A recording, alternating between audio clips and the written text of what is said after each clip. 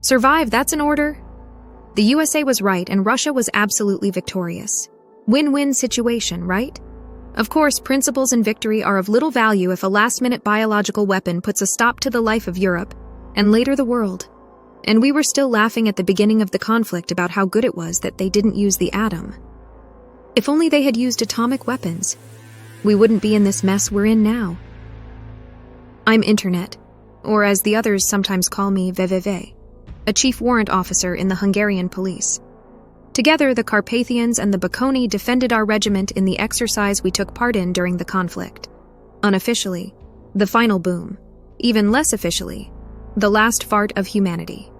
Hungary is lucky that we were only partially hit by the biological weapons cloud, slenderly launched on the outskirts of Russia. Maybe God just wanted to see how much we could suffer. I'll tell you how it all started. More precisely, how the endgame began. So I was relieving myself. But on Colonel Black's orders, we were not to take our regular CZ-P07 or P09 self-loading pistols off our sides for a moment, until we went to sleep. We were running low on ammunition, even though we had skied a good load of supplies from the army and civilians. The ammunition runs out faster with heavy use. That's what Colonel Black called what we did to the former civilians. Don't you dare. Don't you dare. Don't think. If you're gonna think, at least don't think about it. Don't think about the pink elephant. If you do, at least don't think about the past and forbidden concepts. And finally, never forget the words of the law. The police shall protect against acts which directly threaten or harm life, limb or property, and shall provide information and assistance to persons in need. The police shall respect and protect human dignity and safeguard human rights. Bullshit. I shake my head. We'll survive if we die. I grumbled. Fuck, I'm just soaked in this mess, so I'm dribbling when I sand it backward. There was a squeak. At first barely audible, then the timid murmur was followed by 3 more definite and stronger booms. Kovacs was staggering along, and he heard it too. We both thought it was the other. He was lighting a cigarette, which was forbidden on duty. As he fumbled in his pockets for a cigarette, he started coughing spit, just as he passed me. I hated this peasant, but he was still my colleague. Patrolman my ass, that's what. He's not a corresponding member of the Academy of Sciences either. It's a wonder you can find the prick when you're looking for him. I growled. Now I'm really going to have the doctor take a look at me. I regret today that I didn't reach for my firearm right away because Warrant Officer Kovacs was on patrol. A mistake. I was just wondering why my mother didn't bake an eggplant for Christmas. Maybe she didn't like it? There was a squeak and a hush. Who could it be? Even the squirrels were scared of us around here. The rest of the wildlife had been eaten long ago. Creaking and silence, again. I had just finished chortling when suddenly a gray-skinned woman jumped out of the bushes. Whether her skin had been ashened by the virus or whether the dust of years had covered her with ash, I don't know. The woman looked to be between 25 and 30. Her mouth, like a bulldog's, had so much saliva falling into the forest dust. The woman was wearing a once elegant burgundy miniskirt dress, and on her feet hung the shredded remains of the heels of a once red high-heeled shoe, one heel hanging half off the sole like a Pez dispenser. The woman was unbelievably dirty, her breasts indecently poking out from under her clothes. Goodbye, my sweet ginger. For some reason, this sprang to mind. Apparently, Kovacs wasn't as prepared for this as I was. He was just enjoying the first blow, standing sideways to the danger when she pounced on him. He instinctively tried to keep the danger away with his left, and, as per training, immediately reached for his sidearm. But of course he couldn't reach it immediately. I, after the first inhaled breath, with adrenaline pumping through my blood, drew my weapon and moved towards the woman, but she offered no clear target, and there were no others around. We were pitifully few now. The second mistake was when I switched to the baton. The teaser cartridges had run out months ago, but due to a lack of factory maintenance and inspection, most of the teasers had already broken or run out of power before then. In the meantime, like a starving predator, she was hunting down the flagman with all her might. The thick coat only protected her for a few moments from the snapping attacks of the grimy teeth. Within moments, the white lining of the police uniform had emerged from his jacket, then turned red with blood. The warrant officer made the wrong decision when he didn't unholster his weapon but got into a hand-to-hand fight with the woman. Although the adrenaline and my help had gotten the warrant officer's goat, There was no way to just overcome such a stinking horror, as this thing first shut down the perception of pain in the brain, and then a little later, higher cognitive functions, including first and foremost emotions. It was incredibly difficult to destroy them, even though I broke one of this woman's arms in my hand-to-hand combat, and then, judging by the sound, I cracked her skull. The wretch continued to fight with all her might. Kovacs's strength was at an end. The rations he had knocked up had left him just dizzy with hunger, and the sudden attack had exhausted his remaining reserves. I don't know how or when, but I too received a huge punch in the eye, humiliatingly left-footed. I could hardly see anything. We didn't learn anything about this in training. Through the involuntary tear, I saw the moment in the warrant officer's eyes when she gave up. Her grip loosened, and moments later she was at his jugular. The rasping sound of the man's scream was instantly silenced. The spurting blood thoroughly engulfed the assailant, who was all the more exhilarated. He had already eaten. I threw the baton on the ground and switched back to a firearm. Now that I didn't have to watch out for Kovacs, I fired immediately. The steel core bullet easily penetrated the soft parts and bones. "A gift from the police!" I shouted at the top of my voice and fired until the sled was in a state of tumbling backward. It was only from the wet, slippery goo dripping from my gun-holding hand that I realized the fight was over. I had just managed to reload my weapon when, hearing the gunshots and the sounds of melee, 2 enervated canine patrols came clambering over. Had they been slower, they might have met themselves. "How many were there?" yawned Kovacs, aka Sergeant Mihaliks. I was shaking with nervousness. If I hadn't been lucky enough, I could have joined the threesome with Warrant Officer Kovacs and the pretty lady. "Anyway, I'm fine, you dick." I pointed at the red dirt on my uniform. "You know the rules." "We'll clean up the corpses," Puli laughed. "This Kovacs was a bastard anyway. Would you mind dropping off his gear while you're at it?" He pointed with his chin towards the bloody lump of flesh that had been squirming a few minutes ago. I took it from him and headed for headquarters. I didn't want to know what their other plans were for the bodies. They were still a lot of scrappy values when they went on a rampage. Colonel Black had the thieves under surveillance at first, then he didn't. Doc Reminar was incredibly fond of anything that had nothing to do with his job. I dropped off Kovacs's equipment, then popped into my hiding place before the medical rounds, from which I took a bottle of pharmacy alcohol. It was 96% pure spirit, knocked back to a good 50. I put some peaches in it, but the juice still managed to get me in the head like a pair of pliers accidentally left in the air. I would have also had some Whistler, but I didn't want that. As soon as I entered, I discovered that Dr. Reminar was already drunk. His lumpy breath could have carved trees into railings. It's a wonder the ragtag hadn't heard. It must have been after midnight. I wondered how he'd made it this far. Though he sat with his back to the entrance, I could have sworn he was leaning on his own tail. Next to him was a line of pincers, scalpels, and tourniquets. Luckily, he was wearing trousers. I gave a loud cough and then called out to him. "Don't you think you're too old for circumcision, Doc?" I never thought I'd start a conversation like this. "Ha ha ha ha, you're very funny, Internet. I got my underpants caught in the zipper of my fly and I'm stretching it. Be a dear and help me." "No way. I got you a pacemaker instead. Bless the fruit and my crab-ridden old lady." He recalled his own greeting, which he had cobbled together from a YouTube celeb and the former Brigadier General Cavalry. Unrealistic for his condition, he was quick to blast for the snap beakers. "And you?" we toasted. "Why are you here anyway?" he asked after the 3rd round. I tried to look serious. "You know, I was attacked by a blackberry. That's how we cut short the aggressive roots, and it bit me on the neck. Kovacs has died." Of course. Drink instead. It's important to disinfect the wound with alcohol." "I suppose that should be a secondary objective, no?" "Tell me, my little chickie, are you a doctor?" I knew you wouldn't believe me. Anyway, we were really attacked. Warrant Officer Kovacs is down. The doctor frowned for a moment, looked at my bloody right fist, and then back at my face. "Shit, you okay?" "Yeah, I'm fine." "You want me to take a look at you?" "No. I shot the bastard before he even got to me. It stings when I pee, by the way. You could give me something for that." The doctor poured another round and the bottle was empty. It seemed likely that he would no longer be interested in me. I was out of painkillers, no antibiotics. He shrugged his shoulders like a startled salgo sparrow. Keep your kidneys warm, drink lots of fluids, and if you go to the grocery store, get yourself some echinacea drops or cranberry tea. Oh, and if you can avoid the cold, that's it. Thanks for nothing. You're welcome anytime. He waved me off without looking at me. Although I would have loved to have watched him stab himself in the balls with a scalpel, I had to go. I had had enough. I was planning to go to bed. But Christy, who was known only as Titty because of her enormous feminine charms, stopped me in the corridor outside the doctor's office.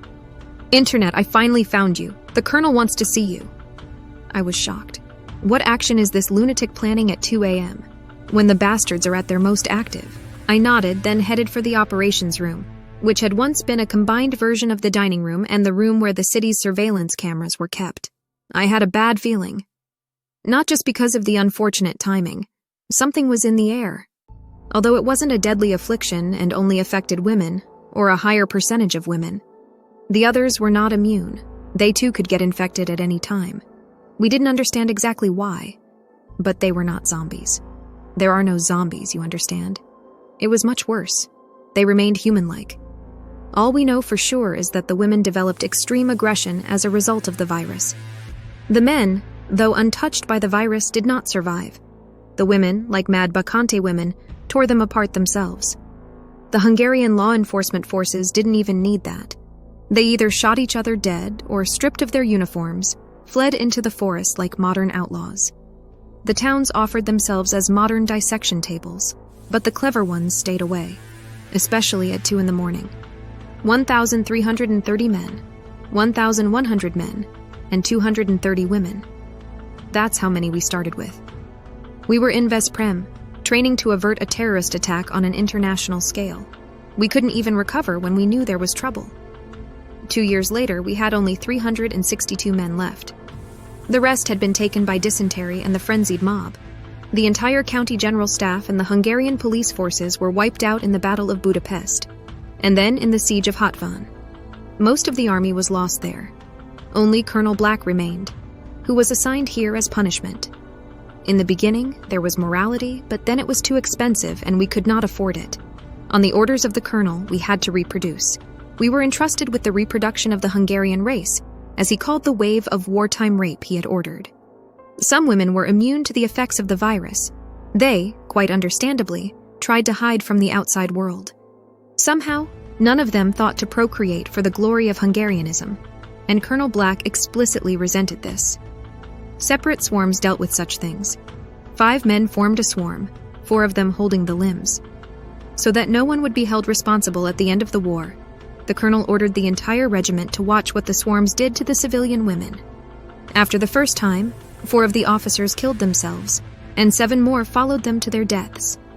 Since then, we have had no guns in the evenings except for the guards, though the most determined have found other ways of coping. I wish they would take us to The Hague. Then it would mean there is still humanity to condemn us. We had to do it. Surely we must have, because they wouldn't have ordered it if we hadn't, would they? I was rarely scared anymore, but as soon as I entered the operations room, the still-cleaned room with the dirty blue industrial carpet and platform where the police press conferences were held before the outbreak, I felt an icy tickle on the back of my neck. The call of death. By the time I strolled in, Colonel Black, like a Serbian militaristic troop commander with his ridiculous slouched posture, was already standing among his colleagues, who, as senior officers, dared not take responsibility. Now, of course, he was surrounded by them, smiling like a group of loyal border collies. Rumor had it that we were running out of everything, and the advance party said that more and more infected were marching towards the city. Everyone has been waiting for weeks to see what move Colonel Black would make in this vicious game of chess. It seemed likely that now was the moment to act. I swear I heard him say that he had to start his speech again because his voice had dropped. But no one wanted to hear or know that. People, it is time, said Colonel Black firmly. The time has come to strike back at these infested people and defend our city. The enemy will not tolerate weakness and will not tolerate failure. But we will not tolerate it. I will not allow failure. Our survival is a racial duty, and we will fulfill that duty today or fail the test. The only way to protect the people and our remaining supplies is to confront them. Tonight we will clear out the supermarket. Survive, that's an order. Beautiful words, but they came too late. People were hungry, and despite their training, they found it increasingly difficult to stand. This was utterly stupid. Why the supermarket, and why now? We last tried to clear it 4 months ago, but we lost a dozen people then, plus the weapons and ammunition they carried. It was a massacre. The steamed infected tore limbs off, mangling the flesh of still-living officers. I escaped, but it was a close shave, barely avoiding joining the dead. It was a mournful day. Looking at the remaining faces, fear mingled with greed paled their expressions. They were starving. A person always chooses slow death over quick. Another stolen cookie from the warehouse instead of an immediate bullet. Another stolen day to live undeservedly. Colonel Black was momentarily shocked by the grumbling and visible resistance. He hadn't expected this. To give his words more weight, he unholstered his service pistol and aimed it at the crowd. I said, "Survive, that's an order. Who dares defy my command?" Survive, that's an order. An eloquent yet ornate phrase with which Black concluded all his speeches. While we were numerous, laughter acknowledged the command in the early days, but now only the resigned flicker in people's eyes revealed their true opinion. Despite knowing the operation was dangerous, it was inevitable to secure more supplies. Reluctantly, the soldiers prepared in response to the colonel's words, readied their weapons, and immediately exited the building. I went with them, even though my recent skirmish with Red had taken its toll. I pondered whether we'd survive the night. At the end of the speech, Black summoned the deputy officers, including me. My orders were to collect any usable supplies from the dog food aisle to the gardening section and neutralize any infected I found. If I found women, I was to bring them with me. I was assigned a squad: Fist, Bull, Toothless Shark, Boxer, Soak, and Camel. Plus, I got Kuvas and Puli, whom I had already encountered today. A very mixed team. I really liked Fist and Bull. Both were real bulldozers, local commandos. Fist was a martial artist in his free time and was proficient in knife fighting too. Toothless Shark, Boxer, and Soak were new colleagues who had just arrived when trouble broke out. If I recall correctly, Boxer was originally an assistant lecturer in the technical department before turning professional, so he had no experience. Camel was an ass, one of the internal review's informers. Kuvas and Puli were calculating little bastards. I wouldn't have dared cross the desert if they had the water bottle. Looking over our team, a quote from history class came to mind. Ave Imperator, morituri te salutant. Hail Caesar, those who are about to die to salute you. A painfully apt memento of this dawn. The night was dark and silent as we approached the supermarket. We moved slowly, carefully watching every movement. We knew exactly where the target was. This wasn't our first time here. As Colonel Black instructed, we immediately surrounded the building. In the vicinity, there was only the stench of shit, burnt rubber, and ominous silence. A perfect trio for a raid. I felt trouble coming from deep within my bones, but for now, I clenched my CZ tightly. After securing the area as best we could, Black whistled briefly. That was the signal to begin the operation. Entering through the door, we saw almost nothing in the dark of night, only faintly glowing light streaks indicating the destruction of my former companions. Boxer farted nervously. Then the laughter of others exploded right after. Boxer, damn it, if we die here because of your flatulence, I swear with my last strength, I will shove my boot up your ass to at least secure that, I muttered to him. They laughed at that too. The dim lamplights could only slice through the night's darkness in stripes. The shelves, as implausible as it seemed, were full of goods. Nobody was stupid enough to venture here and take the stuff, except for us. Only a few items were missing from the shelves, as if they were stocked until the last moment. Meanwhile, we heard another squad engaged in a fierce firefight with the infected, but from a distance it seemed that the guys could handle them. The trouble came when Soak and Fist, against my orders, began to pry open the storage door. I gestured vigorously to make the least noise possible, but these two idiots ignored me. Today, they definitely wanted a huge haul. The rotten yet solid metal door thundered massively when they pried it open. It sounded exactly like a just-felled mammoth. That's all the dozens of shut-in undead needed. They charged at us instantly. Only the Almighty knows where they were until now. It's a miracle we got this far. Looking sideways, it was already too late. I don't even know how. But the infected almost instantly populated the supermarket, furiously thrashing objects around us and screaming until they found a victim. There was no time to ponder. In an emergency, a person always goes for two-syllable. I switched the AMP-69 machine gun, handed over to me from the army, to single shot, and I didn't care who it hit. I just sprayed the 7.62 wonder packs at the unfortunate ones. Bull, Fist, and I almost instantly started shooting. The others, shocked, couldn't even speak.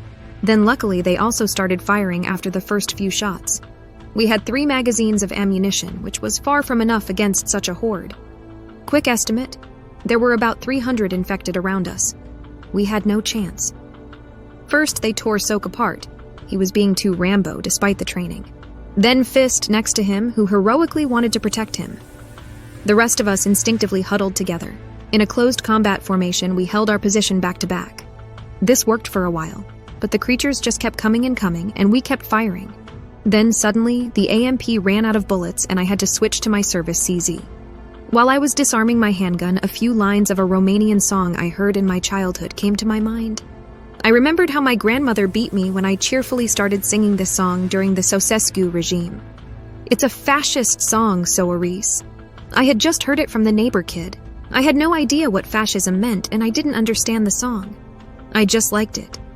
As if a mother sang it to her child as a lullaby.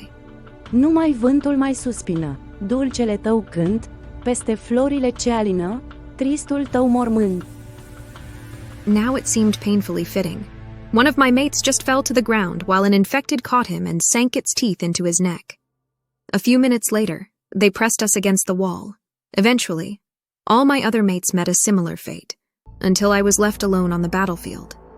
I remember trying to load the empty CZ instinctively, then smashing a few heads with it as a melee weapon after the empty click. Fortunately, the horde part that got us finally got tired of pestering us and shambled away.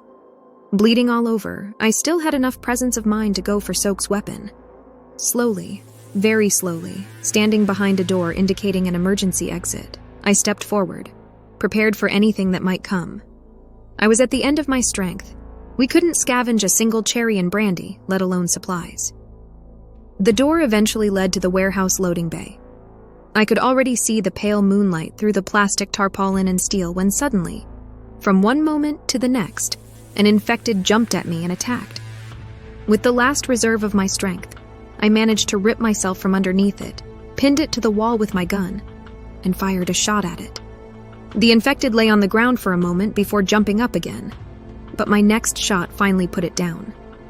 Our action proved to be a dismal failure. Night had already turned into early dawn when I saw a group of my comrades who had also survived the clash. Black was there too. He was terribly angry. Luckily, I got away with only a minor injury, just a deeper cut on my forearm. The recent battle had caused it. Then darkness greeted me. I don't know what happened while I was knocked out.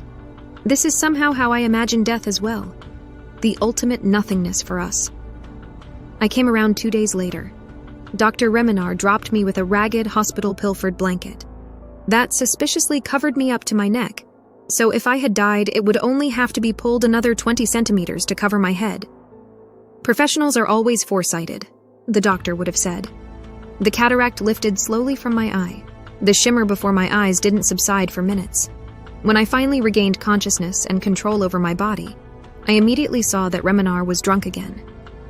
"So, you're alive, Internet?" he asked with a slightly resentful tone. "I love you, Doc. I couldn't go to God until I told you that." I snarled towards his voice. "Well, now you've said it, so you can go towards St. Peter?" He tried to be cynical, but I felt he was glad I was alive. "Quite a mess you guys had, Internet. You suffered a concussion and a mild heart attack at the same time. It's a miracle you survived." Meanwhile, with quite a deft move, he took the needle out of my hand and barely felt it. I hadn't noticed until now that they had hooked an infusion into me. "The others?" The doc silently shook his head. "We've eaten what was left. We left 2/3 of our people in the supermarket. We hardly looted any supplies. It was a suicide mission, Internet." He whispered, so no one would hear. "So what now, Doc?" I asked desperately. "Black is alive, so all is not lost. He already sent everyone out on a raid yesterday who was able to walk. Gusti and Moxoladi had already returned about 10 minutes ago. Apparently they found women. Healthy ones. Black is very happy with them. He called a lineup in 20 minutes. You have to go too if you're able to walk. We both knew what this meant. Everything had to be done for the survival of the Hungarians, and we had to watch it all the way through. Painfully few of us were left for the lineup. If true, barely 110. Most of the stock was indeed lost in the attack. Colonel Black himself, dotted with blue and green spots, appeared on the training ground. A little further away from him were Gusti, once a small-scale card cheat, and Maxoladi, once the leader of a police station in Zitvatarok. These three brutes straightened up proudly. Next to them, as if they were animals, two women were handcuffed, hands and feet. One blonde, probably in her early 30s, looked pretty despite her ragged clothes and hair dried into clumps. Her friend might have been next to her. The brown-haired, slightly plumper girl was visibly trembling. We all knew the script for this. The same stale, explanatory, and flowery confession speech over and over and over again. For the interest of the Hungarian Republic, we must do everything. And the end? Survive, that's an order. If I were still a real cop, I would take in such filth for questioning.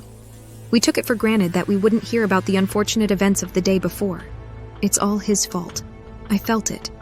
As the remaining crowd tried to snap to attention, Black got more and more into it. I felt the anger engulf me. I wanted revenge for everything. For my botched marriage, for my dead comrades, for Fist, Bull, Toothless Shark, and everyone. My hand clenched into a fist as I saw them tearing the girl's clothes. I couldn't wait. I stepped forward. Colonel Black.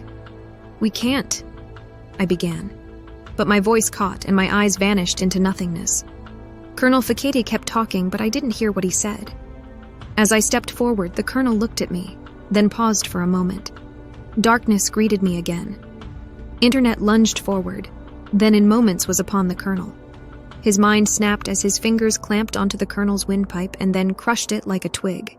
With animalistic instincts, he bit into the colonel's neck and tore the flesh like a beast. Panic broke out in the crowd within moments. The five fled headlong, but Internet pounced on them. In the end, Dr. Reminar stepped next to the raging man and struck him on the head with a rifle butt at just the right moment. The policeman immediately collapsed. The doc only spoke to him when he dragged him into the medical room. Chief Warrant Officer Vnucek Victoria Violetta. Stop it, survive, that's an order.